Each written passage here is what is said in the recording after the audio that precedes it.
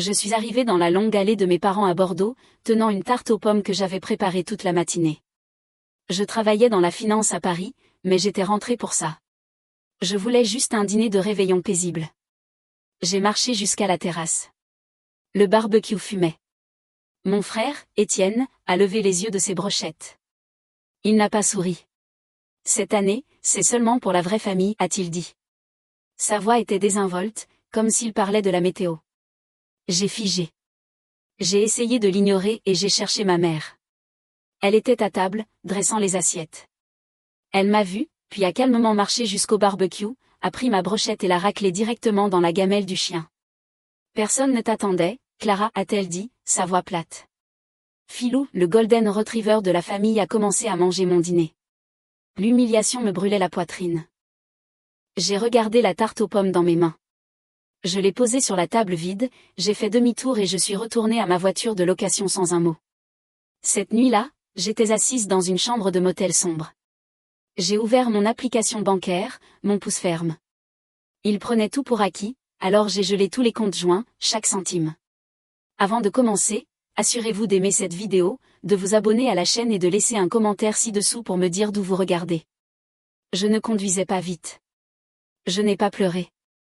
J'ai juste conduit. La tarte était toujours sur leur table de patio.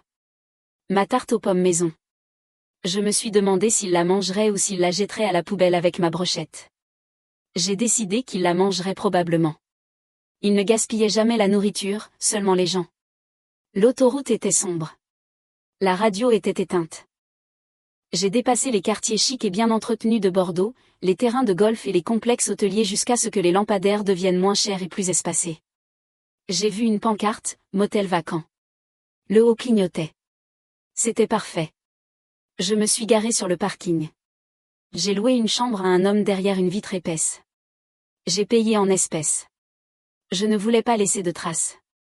J'étais analyste financière. Je pensais toujours aux traces. La chambre sentait la fumée rassie et l'eau de javel. La moquette était fine. Le climatiseur ronronnait bruyamment, puis claquait, puis ronronnait à nouveau. J'ai verrouillé le pendormant. J'ai glissé la chaîne métallique dans la serrure. Je me suis assise au bout du lit. La couette était raide. J'étais complètement, totalement seule. Et pour la première fois de la journée, je pouvais respirer. J'étais censée être à une fête. J'étais censée rire et décompter jusqu'à minuit. Au lieu de cela, j'étais dans un mauvais motel à écouter un camion tourner au ralenti sur le parking. J'ai pensé à mon appartement à Paris. Il était petit. Il était propre. Il était à moi. J'avais travaillé si dur pour l'avoir. Je travaillais 60 heures par semaine. J'économisais mon argent. Je payais mes factures à temps. J'étais responsable. J'étais la responsable. C'est ce que ma mère disait toujours. Clara est la responsable. Elle peut s'en occuper. S'en occuper signifiait payer pour les choses. J'ai sorti mon téléphone. Mes mains étaient fermes. Je n'étais plus en colère.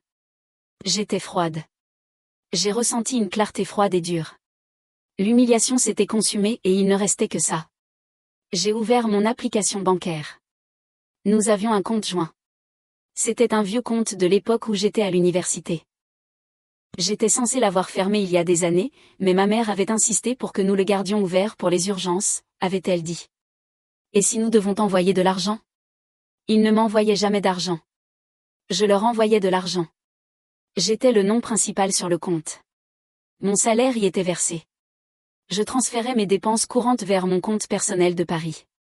Je laissais le reste sur le compte joint. Je le laissais pour la famille, pour la maison, pour les factures. J'ai regardé l'historique des transactions. J'ai fait défiler et défiler. 30 décembre, 200 €. Golf Club des Vignes de Bordeaux. Adhésion d'Étienne. Je savais qu'il jouait au golf, mais je ne savais pas que je payais pour ça. Je l'ai imaginé balancer un club, riant avec ses amis, utilisant mon argent. 29 décembre, 800 €. La cave à vin de France. La charge était initialisée LM, Léonie Moreau. Ma mère, elle se vantait toujours de sa collection de vins. Elle disait que c'était un investissement. J'ai toujours pensé que mon père la payait, mais mon père était un homme passif. Il suivait le chemin de ma mère. Je réalise maintenant qu'il me laissait juste payer pour ça. 28 décembre, 600 € de livraison de viande gastronomique. La ligne de mémo sur celle-ci était nourriture de Filou. Filou le chien. Il dépensait 600 € pour de la viande gastronomique pour le chien. Le même chien à qui ma mère avait donné ma brochette. J'ai senti un rire monter dans ma poitrine. Ce n'était pas un rire joyeux. C'était un son sec et horrible. Il nourrissait mieux le chien qu'il ne me nourrissait, et je payais pour ça. Ma prime de travail avait été versée sur ce compte la semaine dernière. 10 000 €. J'avais travaillé toute la nuit pendant 3 semaines d'affilée pour obtenir cette prime. J'allais l'utiliser pour rembourser mes prêts étudiants. J'ai vérifié le solde. Il était presque parti. Le golf, le vin, la viande pour chien, les cadeaux de Noël, que je n'ai jamais vus. Nouveaux meubles pour la terrasse. Chaque charge était une petite coupure. 1000 petites coupures. Cette année, c'est seulement pour la vraie famille. J'ai compris. Je n'étais pas de la vraie famille. J'étais une ressource. J'étais une banque. Une banque qui venait de se faire dire qu'elle n'était pas la bienvenue. Mon téléphone a vibré. Ça m'a fait sursauter. L'écran s'est allumé. Oncle Roland. Oncle Roland était le frère de ma mère. Il était le paria de la famille. Il vivait dans une petite ville à 2 heures de là. C'était un homme calme qui réparait les choses. Il ne venait pas aux fêtes. Ma mère disait qu'il était une déception. C'était le seul à m'avoir envoyé une carte d'anniversaire. Juste une carte avec 20 € et les mots « Ne les laisse pas t'épuiser, petite ». J'ai répondu « Clara ». Sa voix était rauque. « Salut, oncle Roland ». Ma voix était basse. « Tu vas bien ? J'ai entendu que tu étais parti. » « Tu as entendu ? » J'étais surprise. J'ai juste appelé ton père pour lui souhaiter une bonne année. Il a passé le téléphone à ta mère. Elle se plaignait. Qu'est-ce qu'elle a dit ? Elle a dit que tu t'étais présenté sans prévenir et que tu avais fait une scène. J'ai fermé les yeux. Je n'ai pas dit un mot. J'ai apporté une tarte. Je sais, a-t-il dit. Je te connais, Clara. Ta mère. Elle était surtout en colère que tu aies posé la tarte sur sa nouvelle table de terrasse sans sous-plat. C'est ce qui l'intéressait. La table ? Pas moi. Ils sont en colère, ai-je demandé. C'était une question stupide et enfantine. Roland est resté silencieux une seconde. Non, petite. C'est le problème. J'ai demandé où tu étais allée. Ta mère a dit, oh, elle est partie en colère. Elle reviendra. Et puis Étienne a monté la musique. Ils n'ont même pas remarqué que tu étais parti. Ils n'ont même pas remarqué que tu étais parti. Les mots auraient dû faire mal. Ils auraient dû me briser le cœur. Mais ils ne l'ont pas fait. Ils m'ont libéré. J'avais attendu toute ma vie qu'ils me voient, qu'ils me remarquent. Et ils ne le feraient jamais. J'étais invisible jusqu'à ce qu'une facture soit due. Clara, a demandé Roland. Tu es toujours là ? Je me suis levée du lit. J'ai regardé l'enseigne clignotante du motel à travers l'interstice des rideaux. Oui, oncle Roland, je suis là.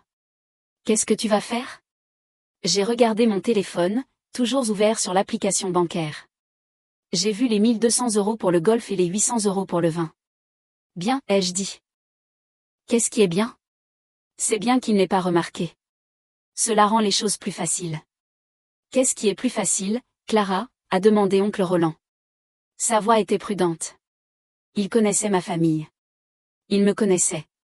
Il pense que je vais revenir, ai-je dit. Je faisais les 100 pas dans la petite chambre maintenant. 3 pas jusqu'au mur, je tourne. 3 pas jusqu'à la commode en faux bois. Ma mère pense que je vais revenir m'excuser. C'est généralement ce que tu fais. Il a dit que ce n'était pas une accusation. C'était un fait. Oui, ai-je dit. C'est ça. Je reviens toujours. Je m'excuse toujours. Je arrange toujours les choses. Je paie toujours la facture. Tu n'es pas obligé, tu sais. Je sais. J'ai arrêté de faire les 100 pas. J'ai regardé mon reflet dans l'écran de télévision sombre. J'avais l'air fatigué. J'avais l'air d'une femme de 30 ans, une analyste financière qui avait laissé sa famille la traiter comme une enfant. Il te voit comme un portefeuille, Clara, a dit Roland. Sa voix était douce, mais les mots étaient durs. Juste un portefeuille, pas une personne. Ils ont donné mon dîner aux chiens, ai-je murmuré. Quoi? J'ai apporté une tarte. Étienne m'a dit que je n'étais pas de la vraie famille. Et ma mère? Elle a raclé ma brochette dans la gamelle de filou juste devant moi. Il y a eu un long silence sur la ligne. Je l'ai entendu prendre une grande, lente inspiration. Eh bien, a-t-il finalement dit, ça règle la question, alors. Fais ce que tu as à faire, petite. Tu ne leur dois rien. Tu as payé tes dettes. Tu as aussi payé les leurs. J'ai peur. J'ai admis, ce sont eux qui devraient avoir peur. Tu as tout le pouvoir, Clara. Tu ne l'as juste jamais utilisé. Bonne nuit. Appelle-moi si tu as besoin de moi. Il a raccroché. Il avait raison. J'étais analyste financière. Je comprenais le pouvoir. C'était juste de l'argent. Des chiffres sur un écran. Mais c'était aussi mon argent. Mes chiffres. Je me suis assise sur le lit. J'ai rouvert l'application bancaire. Mon pouce était ferme cette fois. Je suis allée sur le compte joint en premier. Celui avec tout l'historique des transactions. J'ai vu le bouton. C'était un bouton simple. Gérer les cartes. J'ai appuyé dessus. J'ai vu mon nom. Clara Moreau. J'ai vu Étienne Moreau. J'ai vu Léonie Moreau. J'ai vu Daniel Moreau. Tous avaient une carte liée à mon compte. Mon argent. J'ai appuyé sur Léonie Moreau. Une photo de sa carte de crédit est apparue sur l'écran. En dessous, un interrupteur rouge. Je l'ai la carte. J'ai pensé aux 800 € de vin. J'ai pensé à sa voix. Personne ne t'attend. J'ai fait glisser mon pouce sur l'écran. L'interrupteur est devenu rouge. Carte gelée. Un message est apparu. La carte de Léonie Moreau est maintenant inactive et ne peut pas être utilisée pour de nouvelles transactions ou des paiements automatiques. Un peu de poids a quitté mes épaules. Ensuite, Daniel Moreau. Mon père. L'homme qui se tenait juste là. L'homme qui regardait. L'homme qui n'avait jamais, pas une seule fois, pris ma défense. Je l'ai la carte. La carte de Daniel Moreau est maintenant inactive. Suivant.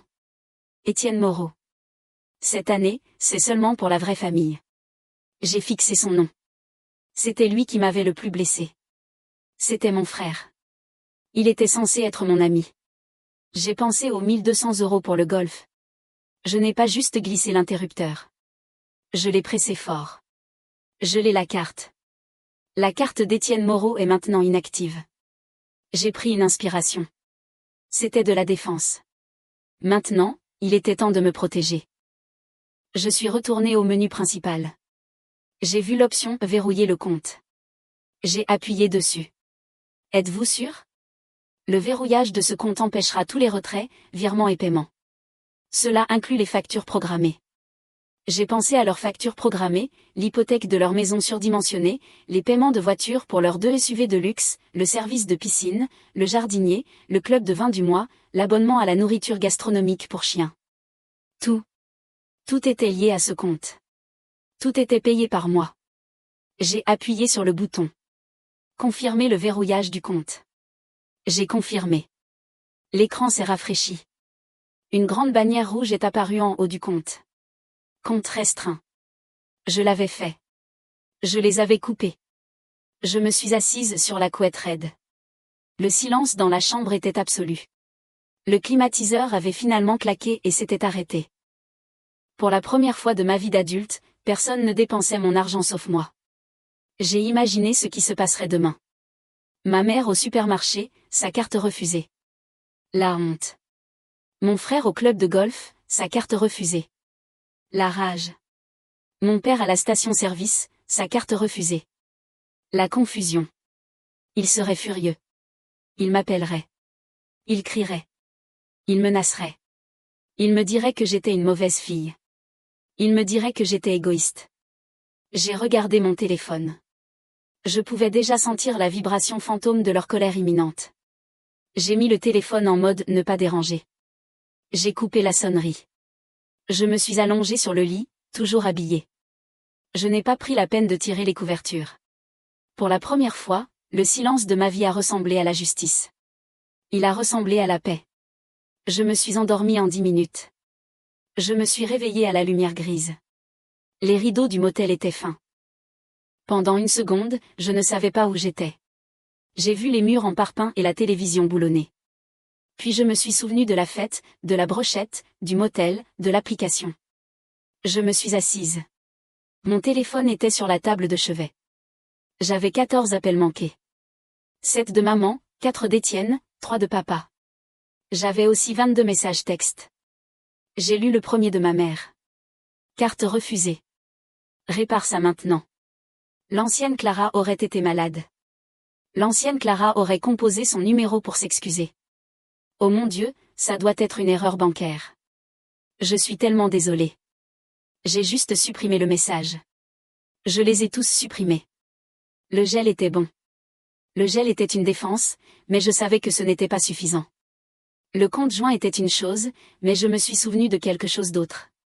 La start-up d'Étienne. Il y a environ 6 mois, Étienne était venu me voir.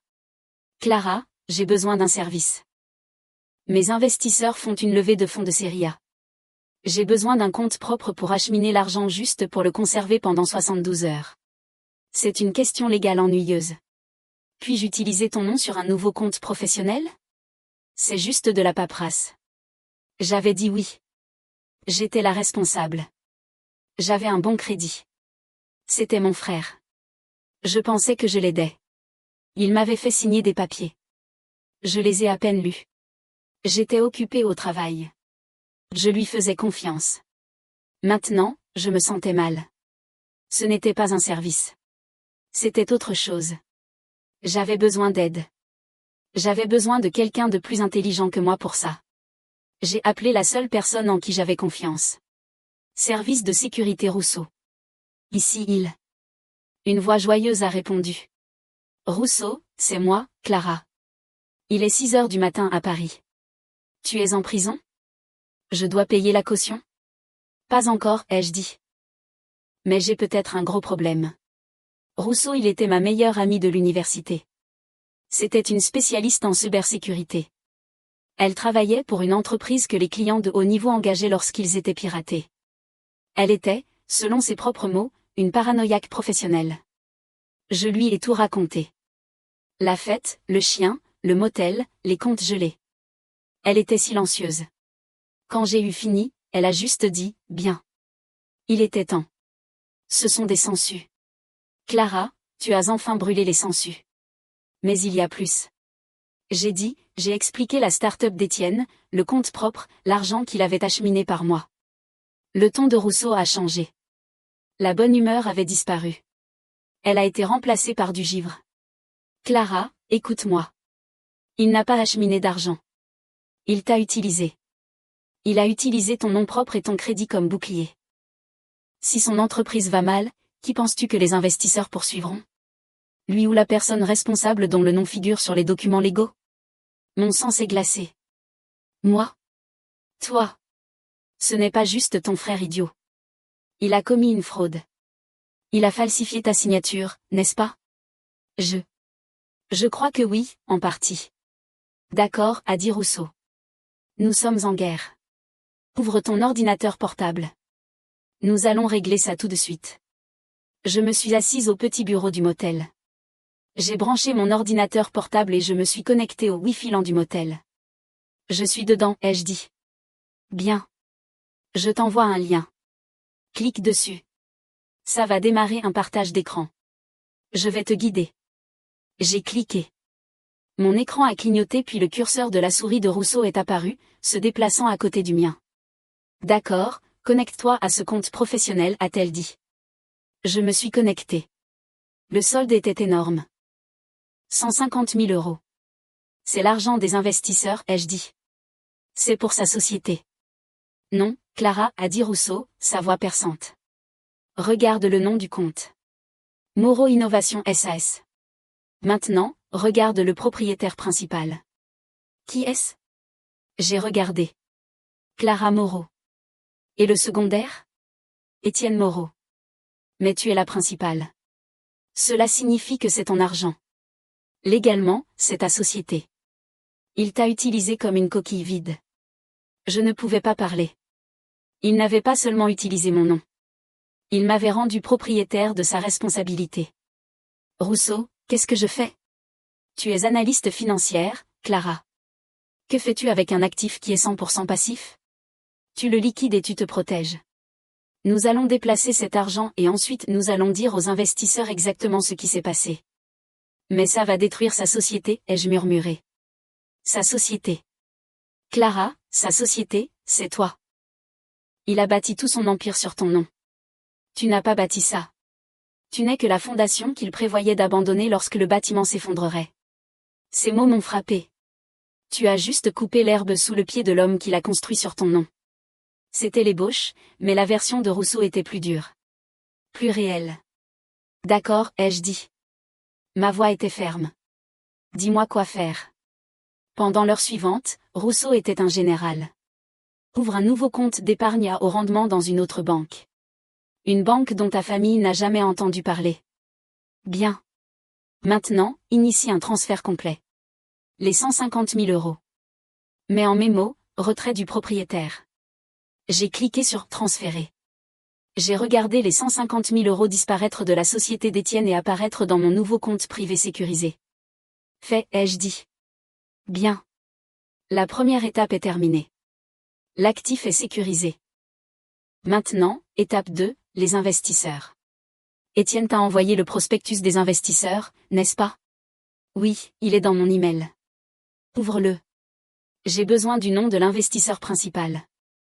J'ai trouvé le nom. Une grande société de capital risque. Parfait, a dit Rousseau. Maintenant, nous rédigeons un email. Rousseau a dicté. J'ai tapé. C'était simple. C'était direct. C'était que des faits. Aucune émotion. A. Société d'investissement. Objet. Avis urgent concernant Moreau Innovation SAS. Acquis de droit.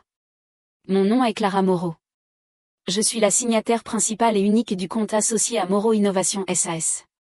Veuillez noter que mon nom et mon crédit ont été utilisés par Étienne Moreau sans ma pleine connaissance ou mon consentement, sous le faux prétexte d'une faveur familiale. Je n'ai pas consenti aux responsabilités légales ou financières de cette entreprise. J'ai récupéré tous mes actifs personnels du compte. Tous les virements en attente sont annulés. Je dissous mon association avec cette SAS avec effet immédiat.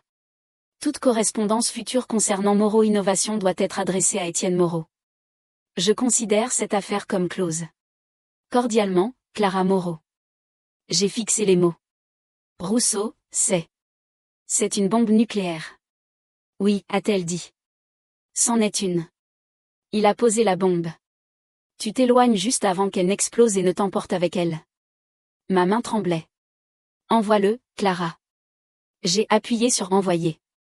Nous sommes restés silencieux une minute, juste le son de ma respiration et la machine à glaçons du motel qui ronronnait dans le couloir. Mon ordinateur portable a émis un son. Un nouvel email. C'est de l'investisseur, ai-je dit, mon cœur battant la chamade. Lis-le, a dit Rousseau. Je l'ai ouvert. C'était 2 phrases. Mademoiselle Moreau. Merci pour votre clarification. Nous mettons fin à notre offre de financement de série A. Avec effet immédiat. Tous les contrats avec Moreau Innovation sont par la présente annulés. C'était fait. En une matinée, j'avais gelé les finances de ma famille et dissous la société de mon frère, tout son empire. Parti avant l'aube. Comment te sens-tu? A demandé Rousseau. J'ai réfléchi longtemps. Je n'étais pas heureuse. Je n'étais pas triste. Je me sens, ai-je dit, comme si j'étais enfin équilibrée. Mon portefeuille est équilibré. C'est ma fille, a dit Rousseau. Tu as juste coupé l'herbe sous le pied de l'homme qui a construit sa société sur ton nom. Maintenant, va prendre un café. J'ai l'impression que la vraie tempête est sur le point de commencer. Rousseau avait raison. La tempête arrivait. J'ai eu le temps pour une douche et une tasse de ce terrible café de motel brûlé. Je commençais à peine à me sentir humaine quand je l'ai entendu. Une portière de voiture a claqué sur le parking. Elle a claqué avec une force spécifique et en colère que je reconnaissais. Puis des cris, c'est laquelle? C'était la voix d'Étienne. Chambre 108. Le réceptionniste a dit 108. Clara. Clara. C'était ma mère. J'ai figé. Comment m'avait-il trouvé? Cela n'avait pas d'importance. Ils étaient là. Mon cœur essayait de s'échapper de ma poitrine. Mon premier instinct fut de me cacher, de me glisser sous le lit, de faire semblant de ne pas être là. C'est ce que je faisais toujours. Je suis une femme de 30 ans, me suis-je dit. Je suis analyste financière. Je ne suis pas une enfant. J'ai marché jusqu'à la porte. Je ne l'ai pas ouverte. J'ai regardé par le Judas. C'était une vue terrible, déformée. Le visage de ma mère était pressé contre la porte. Ses cheveux étaient ébouriffés. Elle portait toujours ses vêtements de la fête du Nouvel An. Son maquillage était étalé. Elle avait l'air vieille. Étienne était juste derrière elle. Son visage était rouge vif. Il semblait vibrer de rage. Puis les coups ont commencé. Boum. Boum. Boum. Ce n'était pas un coup. C'était un poing. Le poing d'Étienne. Clara, ouvre cette porte. Ouvre cette putain de porte tout de suite, a-t-il crié. J'ai reculé du Judas. Mes mains tremblaient. Qu'est-ce que tu as fait, a hurlé ma mère. Sa voix était aiguë et fine. Qu'est-ce que tu as fait? Ma carte. Elle a été refusée. À la station-service. Elle n'était pas inquiète. Elle ne demandait pas si j'allais bien. Elle était en colère. Elle était en colère que je l'ai embarrassée. Au milieu du plein. A-t-elle crié, sa voix se brisant. Ça s'est arrêté au milieu du plein. Sais-tu ce que c'est? Tout le monde me regardait. Je n'ai rien dit. Je suis juste restée là, le dos contre le mur frais en parpimpin. Le club de golf, Clara. Étienne a pris le relais. Ils ont coupé ma carte au ProShop. Tu trouves ça drôle? Tu m'as ruiné. Les investisseurs ont appelé. Ils hurlaient maintenant. Juste un son animal brut. Ils ont tout retiré. La série A. C'est parti. Tu l'as volé. Tu as volé mon argent. Sale psychopathe. Mon argent. Il avait dit que ce n'était jamais le sien. C'était le mien. Tu la remets en marche, a ordonné ma mère. Quoi que tu aies fait, tu le répares tout de suite. Ce n'est pas comme ça que nous t'avons élevé. Tu as 30 ans. A-t-elle continué, s'enflammant. 30 ans? Tu n'as pas de mari. Tu n'as pas d'enfant. Tu n'as que ton travail. À quoi te sert tout cet argent? L'argent est pour la famille. Cette année est seulement pour la vraie famille. Voilà. La vérité. Je n'étais pas de la famille. J'étais l'argent. Et je n'étais pas de la vraie famille parce que je n'avais pas de mari ni d'enfant. J'étais juste Clara. Et ce n'était pas suffisant. J'ai senti la dernière once de peur s'envoler. Elle a été remplacée par un calme profond et profond. J'ai enfin compris. Ce n'était pas ma faute. C'était la leur.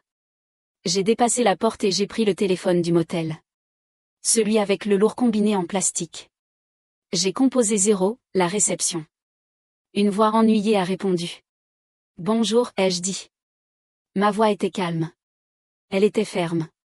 J'ai été surprise de la façon dont elle était ferme. Mon nom est Clara Moreau. Je suis dans la chambre 108. Les coups sur la porte se sont arrêtés. Ils pouvaient m'entendre parler. Oui, madame, a dit le réceptionniste. Il y a 2 personnes devant ma porte, un homme et une femme. Ce ne sont pas mes clients. Ils crient et frappent à ma porte. Ils me harcèlent. J'ai besoin que vous envoyiez la sécurité. J'ai entendu un halètement aigu de l'autre côté de la porte. Clara, non, a chuchoté ma mère. N'osez pas, madame, a dit le réceptionniste. Veuillez envoyer la sécurité, ai-je répété. Ils sont en violation de propriété et j'ai peur pour ma sécurité. Tout de suite, mademoiselle Moreau. J'ai raccroché le téléphone. Je suis retournée à la porte. J'ai regardé par le Judas à nouveau. Le visage de ma mère était blanc. La rage avait disparu. Maintenant, c'était le choc, l'incrédulité. Elle ne pouvait pas croire que j'avais fait ça. Étienne reculait, les mains en l'air. Il savait à quoi cela ressemblait. J'ai entendu des pas lourds venant du couloir. Un grand homme en chemise de sécurité est apparu. Madame, monsieur, vous devez vous éloigner de la porte, a dit le garde. C'est notre fille, a essayé ma mère. C'est une affaire de famille. C'est une cliente, a dit le garde, pas impressionné. Et vous la harcelez. Vous devez quitter la propriété maintenant. Vous ne pouvez pas faire ça, a protesté Étienne. Je peux, a dit le garde. Et je le ferai. Ou je peux appeler la police de Bordeaux. Votre choix. Cela les a fait taire. J'ai regardé le garde de sécurité les escorter dans le couloir. Ma mère marchant avec ses talons de soirée de la nuit dernière. Mon frère. Ses épaules affaissées de défaite. Juste avant qu'il ne tourne au coin, Étienne a regardé en arrière. Ses yeux ont trouvé le Judas. Il savait que je regardais. Tu vas le regretter, Clara, a-t-il crié. Tu es morte pour nous. Tu vas le regretter. Le couloir était vide. C'était calme. J'ai appuyé mon front contre le bois frais de la porte. J'ai mis ma bouche juste à côté de la chaîne de verrouillage. J'ai chuchoté les mots, juste pour moi. Je l'ai déjà fait pendant 30 ans. J'ai repris l'avion pour Paris le lendemain matin. L'avion a décollé de l'aéroport de Bordeaux et j'ai regardé les montagnes brunes et sèches disparaître. Ce désert était leur monde. C'était un endroit de grandes maisons, de terrains de golf verdoyants et d'ombres profondes et froides. J'étais contente de le quitter. J'ai atterri à Paris. C'était gris et froid. Le vent du lac était vif, mais je l'aimais. C'était réel. J'ai pris un taxi jusqu'à mon appartement, un petit 2 pièces pour lequel j'avais travaillé dur. Je suis entrée et j'ai fermé la porte à clé. Mon courrier était en pile sur le sol. Des factures, des publicités, et une seule enveloppe blanche unie. Elle n'avait pas d'adresse de retour, mais je connaissais l'écriture. C'était donc le Roland. J'ai posé mon sac. Je me suis assise à mon comptoir de cuisine. J'ai regardé l'enveloppe. Elle semblait lourde. Je l'ai ouverte. Il n'y avait pas de lettre. Il n'y avait pas de carte. Il y avait juste une petite clé USB noire en plastique, du genre que l'on reçoit lors d'une conférence. Mon cœur a commencé à battre vite. Ce n'était pas une carte d'anniversaire. C'était autre chose. J'avais presque peur de regarder. J'ai marché jusqu'à mon bureau. J'ai allumé mon ordinateur portable. J'ai inséré la clé USB dans le port USB. Une fenêtre est apparue. Il y avait un fichier. C'était un fichier audio. Il s'appelait « pour Clara.mp3 ». J'ai mis mes écouteurs. J'ai cliqué sur « lecture ». D'abord, il n'y avait que du grésillement. Puis j'ai entendu une chaise racler sur un carrelage. Puis la voix de Roland. Elle était basse et rauque, comme s'il parlait directement dans le microphone. « Petite » a-t-il dit. « Tu as fait ce qu'il fallait faire. Ne laisse personne te dire le contraire. » J'ai fermé les yeux. Je ne savais pas à quel point j'avais besoin d'entendre ça. Après ton départ, a-t-il continué. Ça a fait du bruit. Ton père m'a appelé. Il était en panique. Il m'a demandé de venir parler raison à ta mère. Alors, je l'ai fait. Je suis allée là-bas et j'avais mon téléphone dans ma poche. L'enregistreur était allumé. Sa voix s'est arrêtée. Le grésillement est revenu. Et puis je les ai entendus. C'est une sociopathe. C'était la voix de ma mère, aiguë et fine. Qui fait ça? Qui gèle l'argent de sa famille après tout ce que nous avons fait pour elle, après que nous l'ayons élevée? Léonie, s'il te plaît. La voix de mon père, petite et faible. Peut-être devrions-nous juste l'appeler. Nous excuser. Nous excuser? La voix d'Étienne a coupé, pleine de dégoût. Nous excuser de quoi? Pour qu'elle fasse une scène à notre fête. Papa, c'est elle qui devrait s'excuser. Elle a volé mon argent. Étienne criait maintenant. L'argent des investisseurs. Elle l'a volé. C'était à son nom, fiston, a dit mon père. Ce n'est que de la paperasse, a crié Étienne. C'était ma société. Elle n'était que la responsable. Elle était censée être la sauvegarde. Elle est jalouse. Elle est juste jalouse que je réussisse et elle est une analyste de 30 ans sans vie. J'ai grimacé. J'ai senti le mot « jalouse » me frapper, même dans mon propre appartement à des kilomètres de là. Nous devons récupérer cet argent, a dit ma mère. Sa voix était froide maintenant. Toute la fausse panique avait disparu. C'était elle, la vraie. C'était la voix que je connaissais. Elle va craquer, a dit Étienne. Sa voix était confiante. Elle est faible, maman. Elle l'a toujours été. Elle a besoin de nous. Elle a besoin d'être en famille. Donne-lui une semaine. 2 au maximum. Elle se sentira coupable. Elle reviendra en rampant, nous suppliant de la pardonner.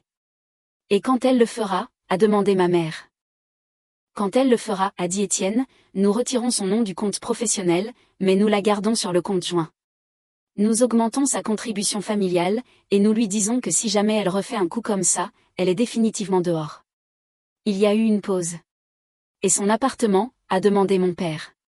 Qu'en est-il, a dit ma mère. Elle ne peut pas se permettre ça et nous soutenir. Elle devra rentrer à la maison. Elle pourra travailler depuis son ancienne chambre. Il planifiait. Il n'était pas triste que je sois partie. Il n'était pas désolé. Ils étaient juste en colère que la banque soit fermée et ils attendaient. Ils attendaient que je sois faible. Ils attendaient que je revienne m'excuser de ne pas les laisser m'utiliser. Mon estomac s'est retourné. Ils se partageaient ma vie comme si elle était déjà la leur. L'enregistrement de ma famille s'est estompé. Puis la voix d'oncle Roland est revenue, claire et forte. Ils parlent toujours comme si tu étais un portefeuille, pas une personne, a-t-il dit. Ils ne sont pas désolés, petite. Ils sont juste désolés que tu aies changé le mot de passe. Tu as fait ce qu'il fallait. Ne reviens jamais. Protège toujours tes intérêts. Il y a eu un clic. Le fichier audio s'est terminé. Mon appartement était silencieux. J'ai retiré mes écouteurs. Je tremblais. J'avais ressenti une petite, minuscule, stupide culpabilité. Je m'étais demandé si j'étais allé trop loin. Je m'étais demandé si je devais les appeler.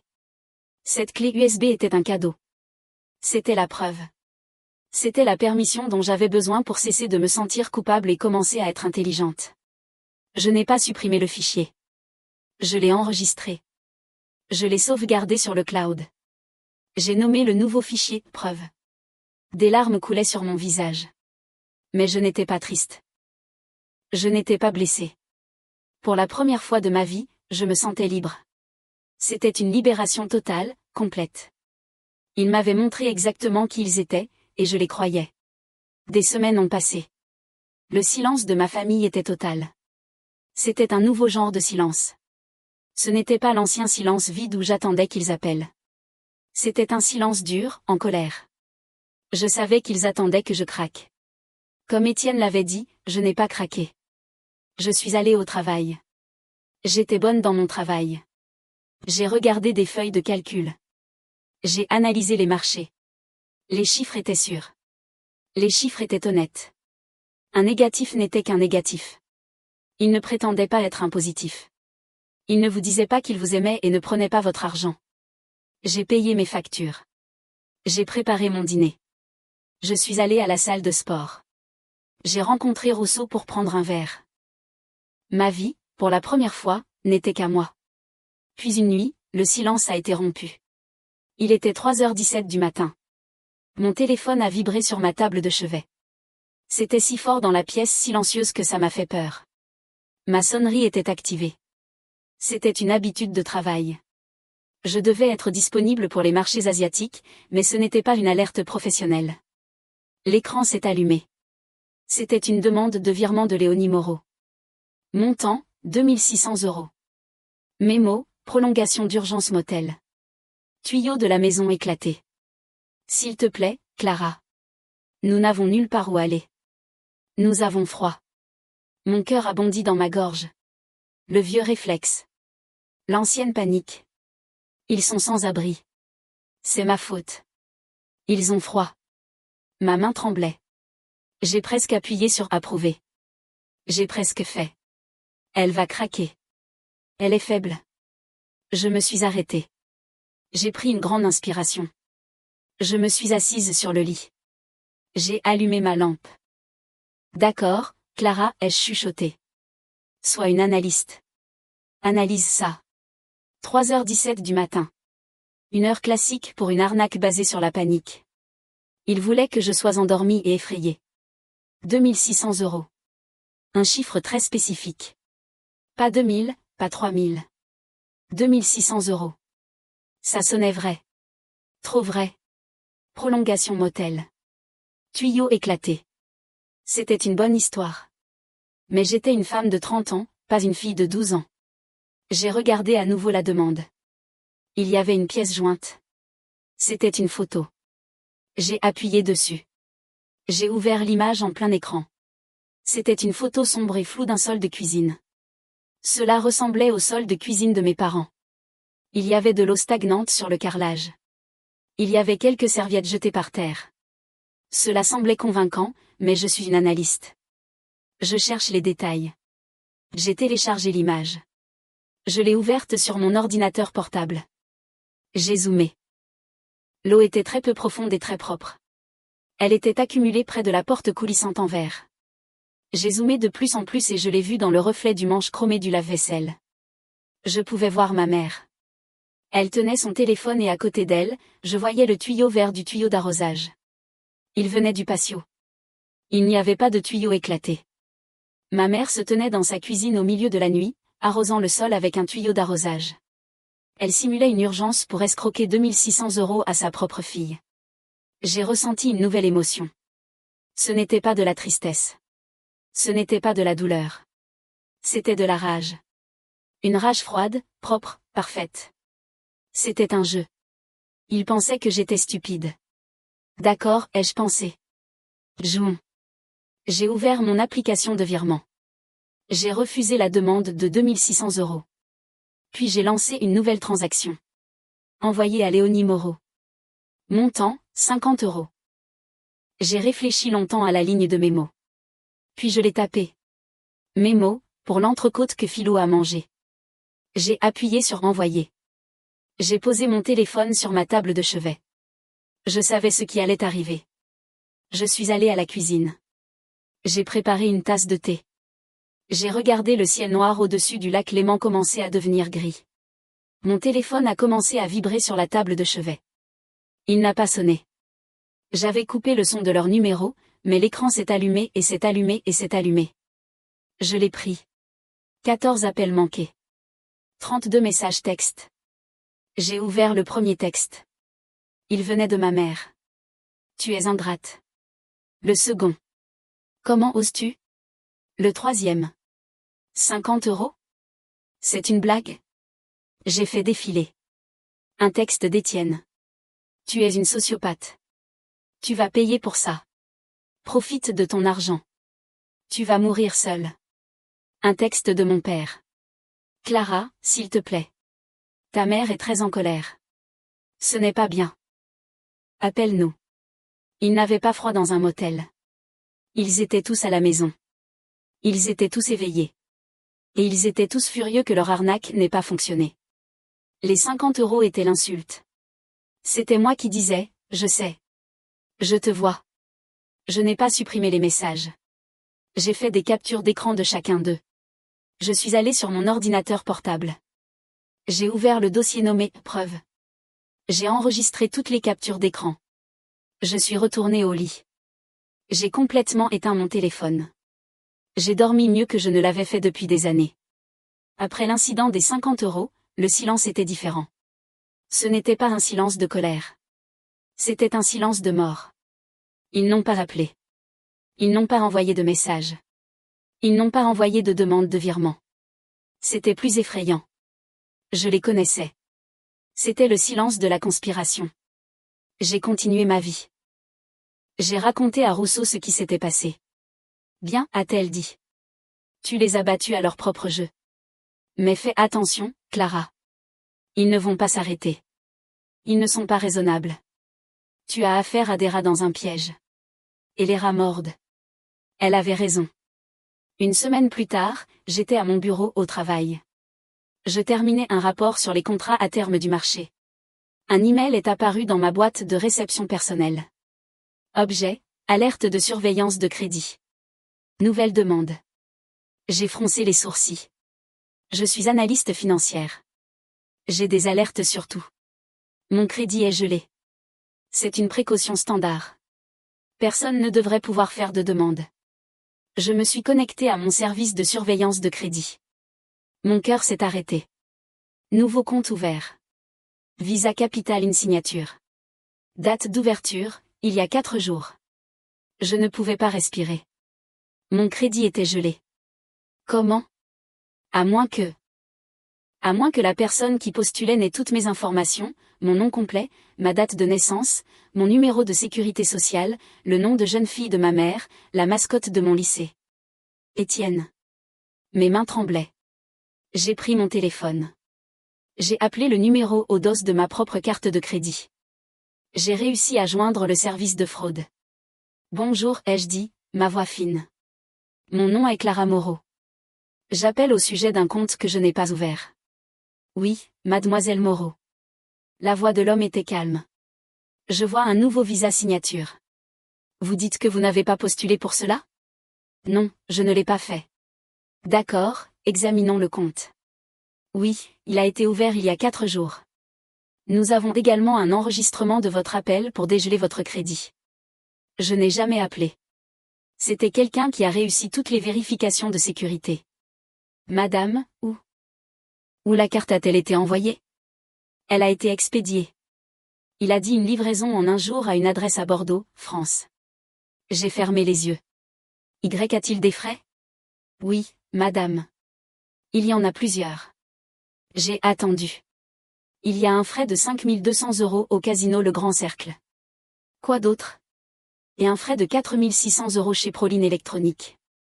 9 800 € en 4 jours. Étienne ne m'a pas seulement utilisé. Il n'a pas seulement emprunté. Il a volé. Il s'est fait passer pour moi. Il a commis un crime. Ce n'était pas un drame familial.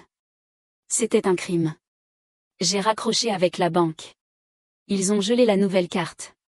Ils ont lancé l'enquête pour fraude. J'ai appelé ma seule alliée. Rousseau, ai-je chuchoté. J'étais dans une salle de conférence au travail. Je me cachais. Il l'a fait. Il a volé mon identité.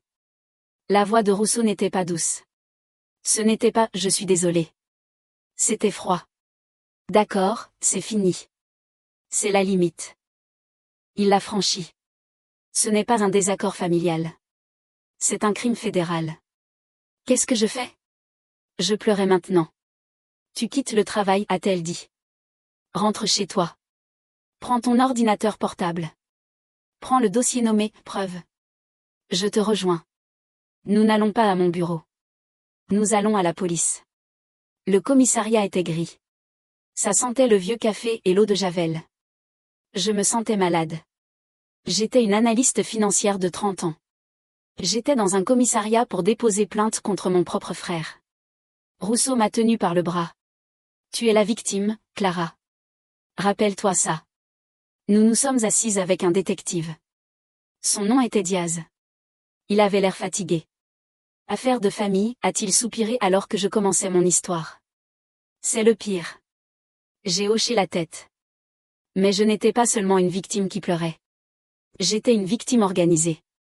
J'ai ouvert mon ordinateur portable. Voici l'alerte, ai-je dit. Voici la nouvelle carte de crédit. Voici l'adresse de livraison. Voici le rapport de fraude de Capital 1. D'accord, a-t-il dit en tapant. Usurpation d'identité. Et voici, ai-je dit, un dossier que j'ai gardé.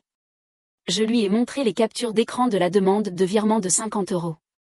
Je lui ai montré les 32 messages textes menaçants. Je lui ai montré l'incident du motel. Puis j'ai branché mes écouteurs et je les lui ai tendus. Et voici, ai-je dit, un fichier audio. J'ai besoin que vous écoutiez. J'ai observé son visage pendant qu'il écoutait l'enregistrement de Roland. J'ai vu ses sourcils se lever quand il a entendu le plan de ma mère. J'ai vu sa mâchoire se crisper quand il a entendu Étienne dire « Elle est faible. Elle va craquer ». Il a retiré les écouteurs. Il m'a regardé. « Mademoiselle Moreau, a-t-il dit. Ce ne sont pas des affaires de famille. C'est de l'usurpation d'identité, de la fraude par virement bancaire et un schéma de harcèlement. » Rousseau a pris la parole. Nous avons besoin d'une ordonnance de restriction, une ordonnance de protection contre Étienne Moreau et Léonie Moreau. Nous sommes restés là pendant 3 heures. J'ai déposé la plainte pour usurpation d'identité. J'ai déposé la plainte pour harcèlement. Nous sommes allés dans un autre bureau du même bâtiment et j'ai déposé les documents pour l'ordonnance de restriction. J'ai tout énuméré, le motel, les menaces, l'identité volée. Quand nous sommes sortis, le soleil se couchait. J'étais vide. Je l'ai juste fait, ai-je chuchoté. J'ai juste appelé la police pour ma famille. Rousseau m'a passé le bras autour des épaules. Non, Clara. Tu as appelé la police pour les gens qui t'ont volé et t'ont menacé. Il a cessé d'être ton frère quand il t'a vu comme un score de crédit. Mon téléphone a sonné quelques jours plus tard. C'était le détective Diaz. Mademoiselle Moreau, a-t-il dit. Juste une mise à jour. L'ordonnance de protection a été signifiée aux deux. Nous avons également rendu visite à votre frère, lui avons parlé des accusations de fraude. Oh, ai-je dit. Il n'était pas content, mais les preuves sont assez solides. Il a utilisé votre nom. Maintenant, il devra en répondre. J'ai raccroché. Une ligne avait été franchie. Il a mis mon nom sur un document légal. Maintenant, son nom était sur un autre, un rapport de police. L'ordonnance de restriction était un mur. Le rapport de police était une bombe. Je n'avais rien d'autre à faire. Le système, les règles en lesquelles je croyais, ont commencé à fonctionner. Le monde d'Étienne s'est effondré. Ce n'était pas seulement l'affaire de fraude. Les investisseurs à qui j'avais envoyé un email, ceux qui avaient mis fin à son financement, ont parlé dans son petit monde des startups et du capital risque. La réputation était tout. Étienne Moreau était maintenant toxique. C'était l'homme qui avait bâti sa société sur le nom de sa sœur et qui lui avait ensuite volé son identité quand elle l'avait coupée. Personne ne le toucherait. Il a perdu son emploi de consultant. Il a dû embaucher un avocat. Les avocats sont très, très chers. Et bien sûr, je ne payais plus l'hypothèque de la maison de Bordeaux. Les appels ne venaient pas à moi. Ils ne pouvaient pas. L'ordonnance de protection était un bouclier légal. Donc, les appels allaient à oncle Roland. Il m'a appelé un soir. Juste pour que tu saches, petite, a-t-il dit. Sa voix était plate. Savoir quoi? La banque. Elle prend la maison. Saisie. J'ai attendu. J'ai attendu la culpabilité. Le sentiment écrasant et horrible que j'avais fait ça. Il n'est pas venu. Je me suis juste senti fatiguée. D'accord, ai-je dit. Ta mère? Elle m'a appelé. Roland a continué sans arrêt, pleurant, criant, disant que j'étais l'homme de la famille maintenant. Disant que je devais lui parler raisonnablement pour te faire arrêter tout ça. Que as-tu dit? Je lui ai dit que la raison était une voie à double sens et que son côté de la route était fermé depuis 30 ans. Puis j'ai bloqué son numéro. J'ai failli sourire. Merci, oncle Roland. Ne me remercie pas, a-t-il dit. Je ne fais que nettoyer de vieux désordres. Prends soin de toi, petite. Un mois plus tard, j'ai dû prendre l'avion pour Nice pour une conférence professionnelle. Je n'étais pas retournée en France depuis cette nuit-là. Ma présentation était bonne. Mes patrons étaient contents. Ma nouvelle vie sans famille allait bien. J'avais 1 heure avant mon vol de retour. J'étais dans ma voiture de location. Je ne sais pas pourquoi je l'ai fait. C'était comme un aimant. J'ai conduit. J'ai conduit dans ces rues familières et parfaites. J'ai conduit jusqu'à mon ancienne rue, la rue où j'ai grandi. Je me suis arrêtée de l'autre côté de la route. Je ne suis pas sortie. J'ai juste regardé la maison. C'était horrible. La pelouse était brune et morte. Les belles fleurs roses que ma mère aimait. Elles étaient toutes mortes, juste des bâtons bruns. Les fenêtres étaient sombres. Et planté au milieu de la pelouse morte se trouvait un panneau rouge vif. Il y avait un mot, enchère. La maison avait l'air petite. Elle avait l'air faible.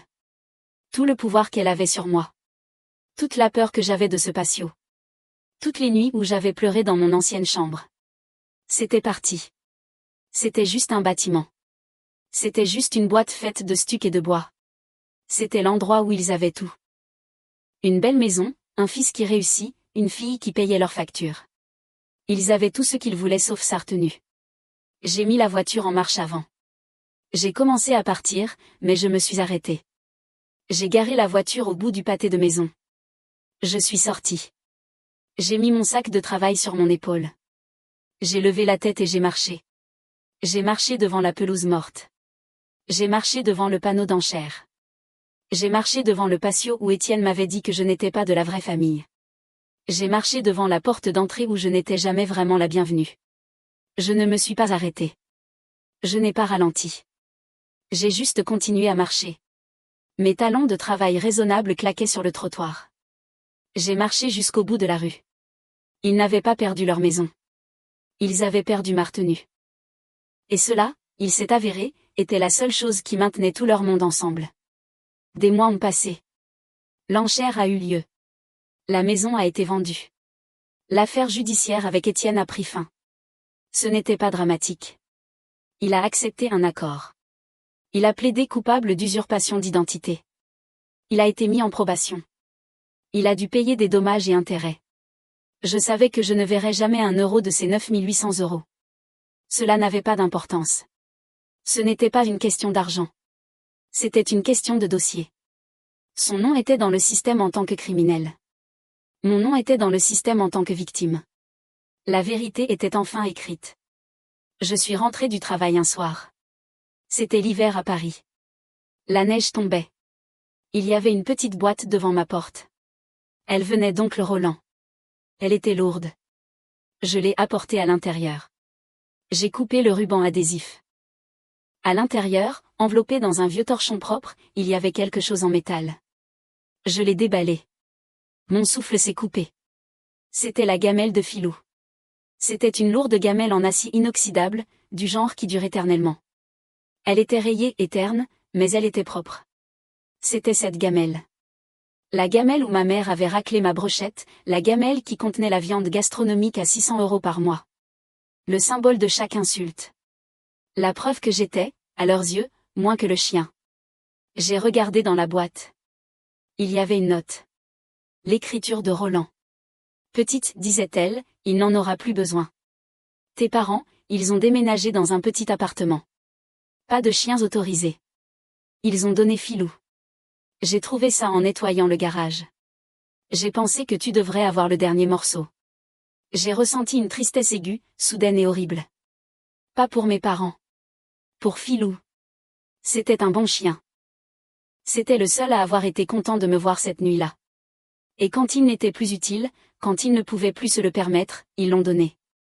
Tout comme moi. J'ai tenu la gamelle froide et lourde dans mes mains. Je pouvais la jeter. Je pouvais la briser. Mais je ne l'ai pas fait. C'était le dernier morceau. C'était la fin. J'ai marché jusqu'au placard du couloir. Au fond, sur une étagère du haut, j'ai une boîte de vieilles écharpes d'hiver. J'ai tracé le bord métallique froid de la gamelle avec mon doigt. Je l'ai placée dans le tiroir sous les écharpes. Je ne la gardais pas comme un trophée. Je la gardais comme un rappel, un symbole de chaque insulte dont j'avais grandi, un symbole de ce qui arrive quand vous donnez la dignité d'une personne au chien.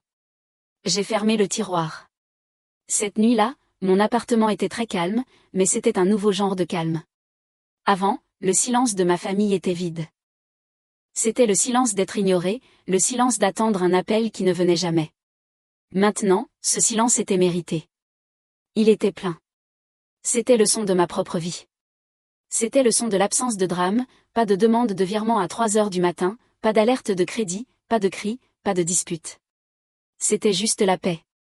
Je me suis assise sur mon canapé. J'ai regardé par ma fenêtre. Le skyline de Paris brillait d'argent et de blanc. La neige tombait. C'était ma ville. C'était ma maison. J'ai ouvert mon journal. J'avais commencé à écrire dedans. Je n'ai pas écrit sur eux. Je n'ai pas écrit sur le taureau, la maison ou l'argent. J'ai écrit 3 lignes. Mon nouveau relevé financier, portefeuille équilibré. Position 0. Rien en juin. Mon portefeuille était équilibré. J'avais pris les actifs toxiques à haut risque, ma famille, et je m'étais désengagé. J'avais coupé la responsabilité. Ma position était 0. Je n'étais pas leur débit. Il n'était pas le mien. Je n'étais pas dans le rouge. Je n'étais pas dans le noir. J'étais juste moi et rien en juin. Mon nom n'était que sur mes affaires, mon appartement, mon compte bancaire, ma vie. Pas de co-signataire. Personne d'autre n'avait de clé. Le silence de ma famille à l'autre bout du pays me semblait enfin mérité. Ce n'était pas une absence. C'était une présence. C'était l'espace dont j'avais besoin pour vivre. J'ai fermé le journal. Le chapitre était terminé.